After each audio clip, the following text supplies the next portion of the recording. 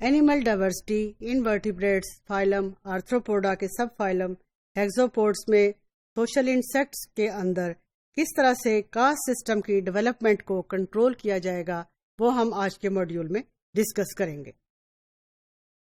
Normally caste system کو control کرتے ہیں فیرومونس، اور یہ فیرومونس جو ہیں، کوئین جو ہے ابھی ہم نے پڑھا، queen that releases the honey bee caste system by the pheromones that they are produced by the queen.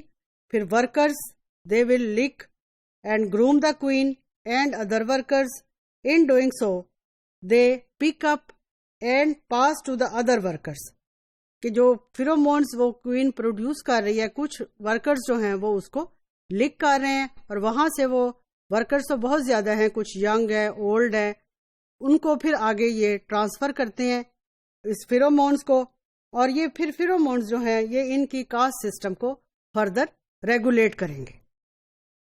اب یہ فیرومونس جو ہے فردر یہ بھی انہیبٹ کریں گے کہ ورکرز جو ہے فرام ریئرنگ نیو کوئینز، کہ اس سے نیو کوئینز جو ہیں وہ نہ بنے۔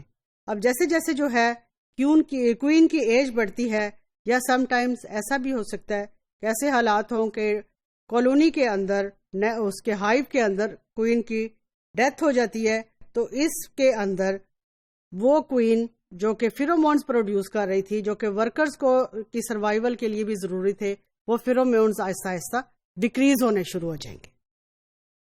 اب جیسے فیرومونس ڈیکریز ہوں گے تو ورکرز جو ہیں they begin to eat the food off اور دا کوئین۔ اب وہ جو ہائیو کے اندر رائل جیلی ہے اس کو اب یہ ورکرز فیڈ کرنا شروع کر دیں گے to several female larvae developing in the hive. اب یہ فوڈ جو اس کو ہم رائل جیلی کہتے ہیں، دس از ویری امپورٹینٹ، ویری نیوٹریٹیو۔ اس کے اندر کچھ ایسے کیمیکلز ہیں جو کہ فردر ورکرز کے اندر کوئین کے کریکٹرسٹکس کو پروموٹ کرتے ہیں۔ اب وہ larvae that receive the Royal, جو کہ رائل جیلی کو کھا رہے ہیں، دے ول ڈیولپ انٹو کوئین، اور جیسے ہی یہ امرج کریں گے جو نیو کوئینز ہیں، they begin to eliminate each other and only one queen will survive. That queen that survives, she will go for the next process of mating, and mating کے لیے شی may leave the nest, then she may come back, and after mating she produces eggs and can survive for several years inside the hive. This is the control of honeybee caste system. Normally the main component that controls its caste system is the royal jelly. Royal jelly is the diet. اب یہاں پہ اگر ہم دیکھیں یہ Royal jelly, on this royal jelly, this is the worker jelly, this is the royal jelly.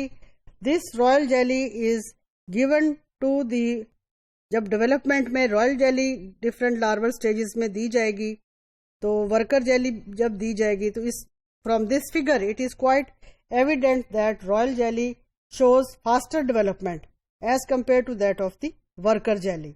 It is showing its development in 13 days and it is showing its development in 18 days. اور وہ cost جو workers Royal jelly کو feed کریں گے they will develop into queen، اور جو کہ worker jelly کو ایز اے فوڈ یوز کریں گے they will develop into workers۔